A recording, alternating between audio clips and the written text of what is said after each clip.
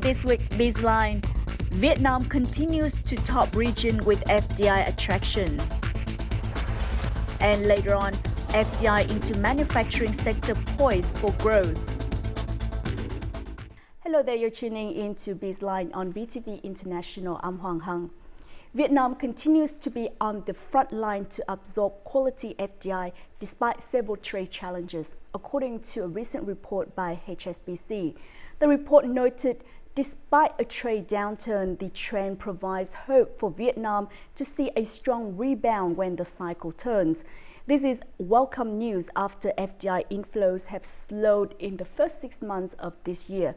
So let's now review the optimistic sign of FDI attraction in the following video. An additional $1.91 billion of foreign direct investment, FDI, poured into Vietnam in August 2023, bringing the total 8-month FDI capital to $18.15 billion, an increase of 8.2% over the same period last year, according to the Foreign Investment Agency of the Ministry of Planning and Investment. The ASEAN Perspectives FDI, Keep Calm and Carry On report by HSBC also says Greenfield FDI rose 40% year-on-year in the first 8 months of 2023, with manufacturing alone accounting for 85% of new investments. Meanwhile, the World Bank in its Vietnam Macro Monitoring Edition for August noted steady FDI commitment and disbursement reflect foreign investors' continued interest in business opportunities in the Vietnamese market despite global uncertainties.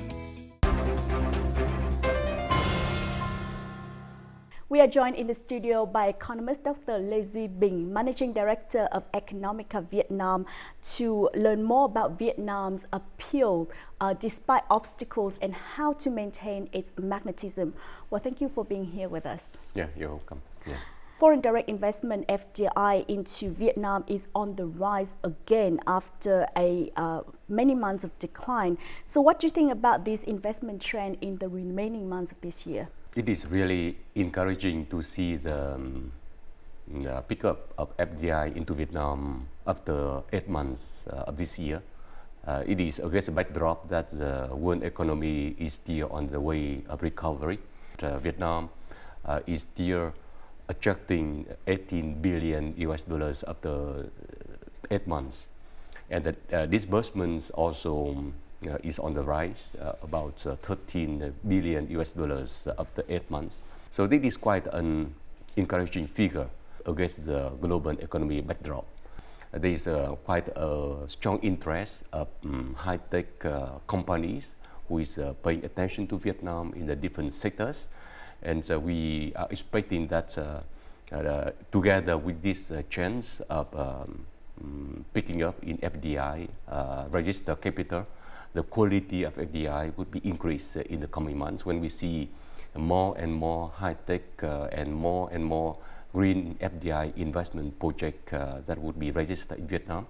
And also the disbursement would also be increasing in the coming months. So we see that is the prospect for the coming months of the year, and also probably in the early months of 2024 as well. Now, although global and regional economic context has many complicated developments with many challenges, what has helped Vietnam remain an attractive destination to foreign investors?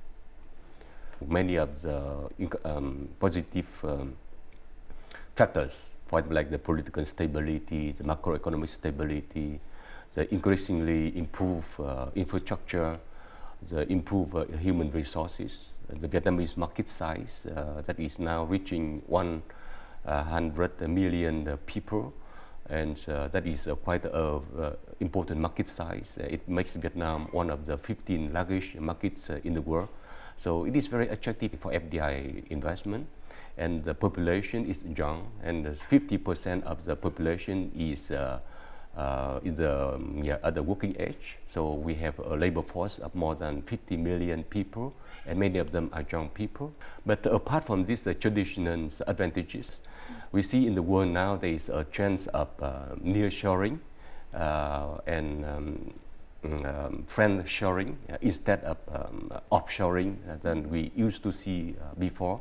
And Vietnam is emerging as a destination for friendshoring for FDI. That is very important because Vietnam is creating an image of not only a friendly but reliable partner for foreign investors.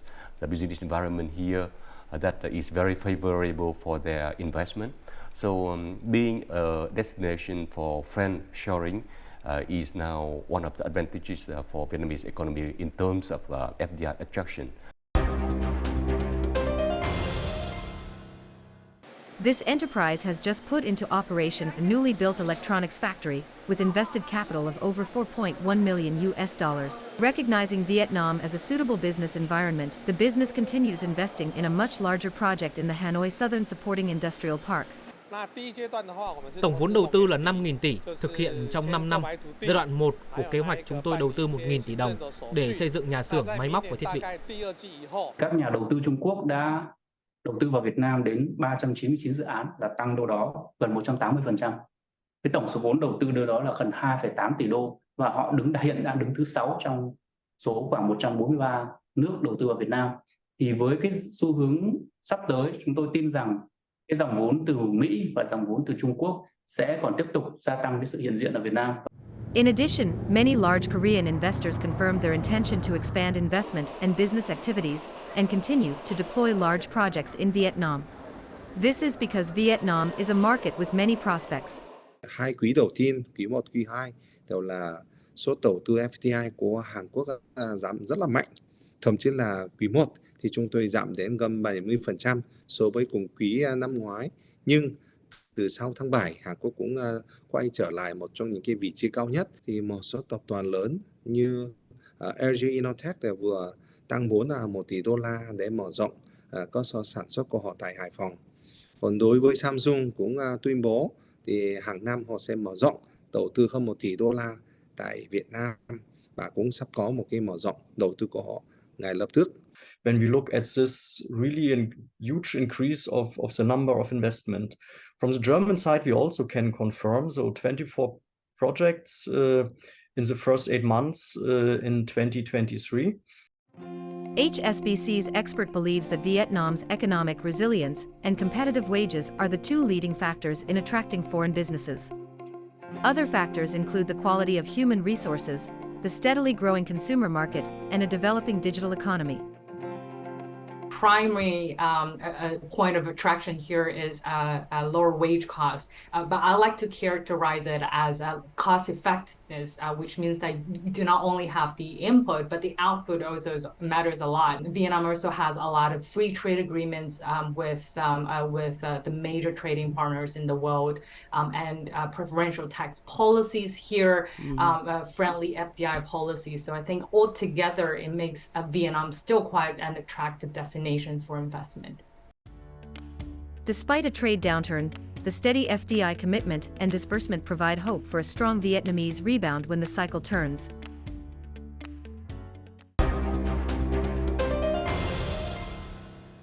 How would this rebound in FDI and accelerated public disbursement in recent months would affect the growth, economic growth of Vietnam in the last quarter of this year?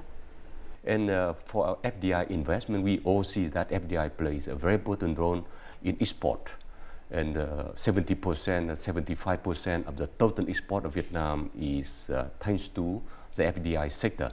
So when FDI increase, that would also contribute to the rebound of export of Vietnam. And export and net export and import also contribute directly to total or aggregate demand, and it contribute to GDP growth. And in terms of public infrastructure, when it is built in the different places, like roads and sea port or the airport and the different highway, and it open a new space for economic development. So that is very important in terms of economic growth in the medium and in the long run. So for these two factors, we see that it has immediate impact on GDP growth and also for the GDP growth in the medium and in the long run. Now, experts believe that there are two obvious supply chains that would benefit the most from these new influx of FDI, which is the tech industry and electric vehicles. Vietnam also enjoys significant development in both of these areas in recent years. So how will this help Vietnam move up the supply chain and develop into an EV and electronic manufacturing hub? We are very glad to see that Vietnam is now on the radar of the radar screen of big tech companies like Samsung or the LG or the different electronic companies who have been investing into Vietnam, and the interest is growing further and further. And also for electric vehicles, we also see that Vietnam is emerging as a very potential market and also potential manufacturers and manufacturing hub. That is very encouraging for us to see. However, we see that is a first important step. It's not enough.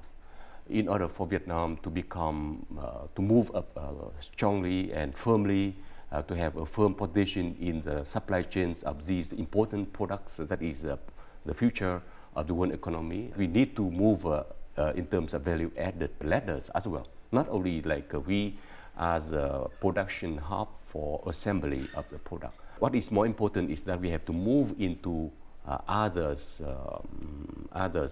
positions like a software.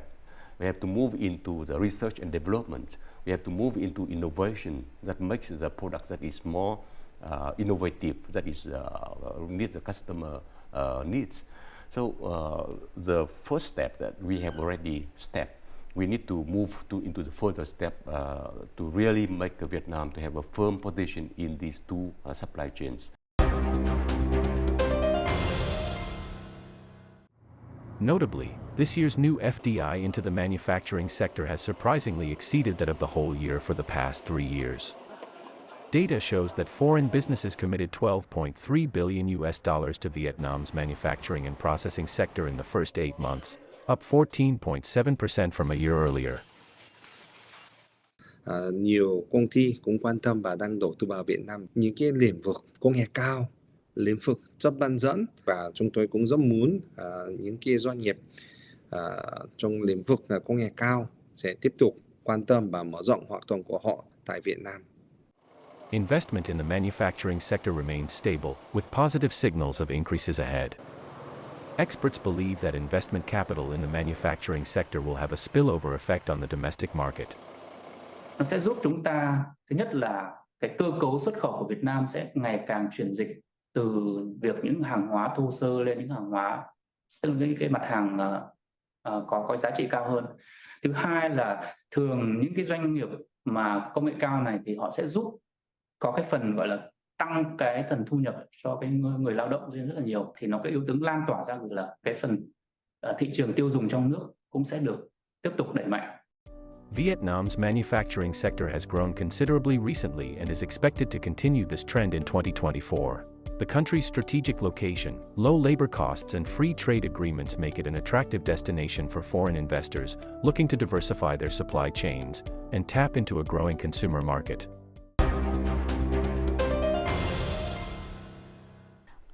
One notable trend is that new FDI capital flowing into manufacturing sector in the first 8 months of this year also exceeded the yearly investment capital between the 2020 to 2022 period. So how will this inflow of investment into manufacturing impact domestic market? So we expect that when a high-tech company comes, and it would have the spillover effect into the local companies. We see that just recent months that we see some high-tech US high-tech company is planning big investment into Vietnam, and we already see that some of the local university already open a new faculty that is focusing on semiconductor, that is focusing on AI, so that is a signal that local institution is also trying to catch up to cater to provide to supply to this big investment. We need to have a more linkage between the local university, local research institutes, local SME, private sector SME, and the FDI sector. If you can do that, definitely that FDI, when it comes into Vietnam, and it is not only contribute directly in job creation, in the export, but also it can stimulate the knowledge-based economies in Vietnam. And an economy that is based more on innovation, that is based more on efficiency, that is based more on knowledge, rather than only on labors and natural resources. Now, Vietnam has recorded a surge in new capital inflow from the high-tech sector. But what is required of the nation to really retain these large technology companies, in your opinion? Macroeconomic stability, political stability, infrastructure that needs to be good.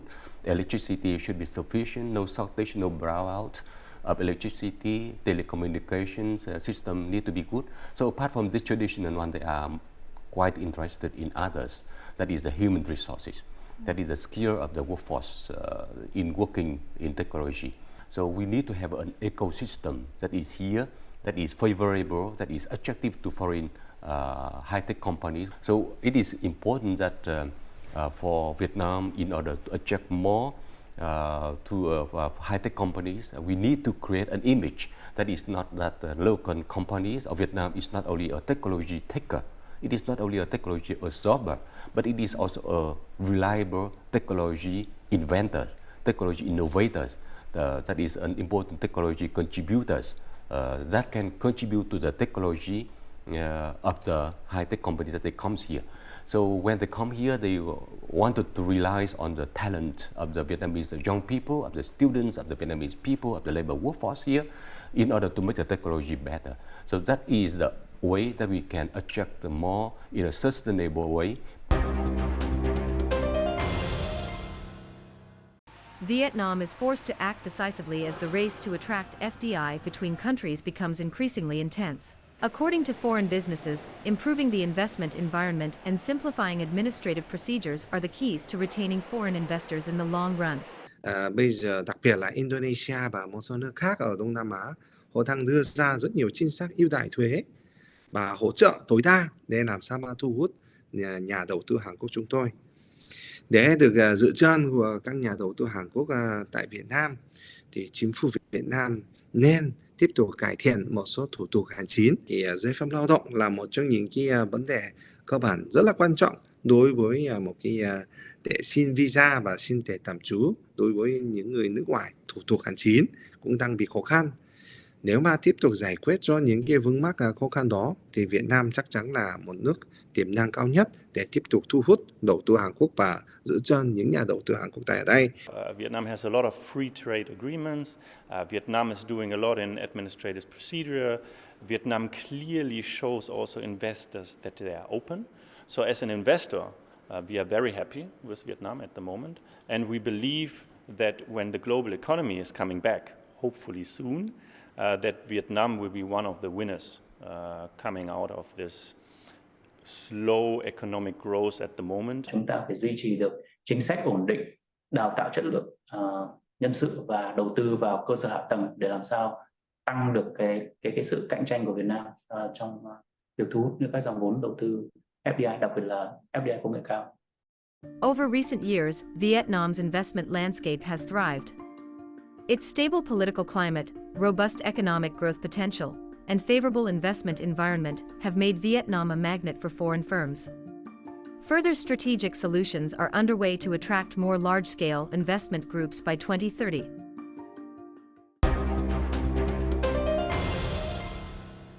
Opportunities are abundant, but investors always have many options. So what improvement should Vietnam make to maintain its attractiveness to foreign investors, in your opinion? It really important for them that the administrative procedure should be simple, and the regulatory compliance costs should be low, and the business environment should be transparent, so it's not a lot of hassle for them when doing business in Vietnam. So improving business environment, improving investment climate is still number one priority. But tax incentive is another story, because some other countries still rely on tax incentive despite the global tax regulations, so we still have to maintain that. But I don't believe that tax incentive is the number one priorities, because we need to focus on many other factors. We need to build up the new image that Vietnam is really a destination for friendshoring, especially at this stage. And if we can really build the image that Vietnam is really a reliable partner, that is really a destination for friendshoring, whether the investment coming from South Korea, from ASEAN, from Japan, from the EU, from the US, from other part of the world.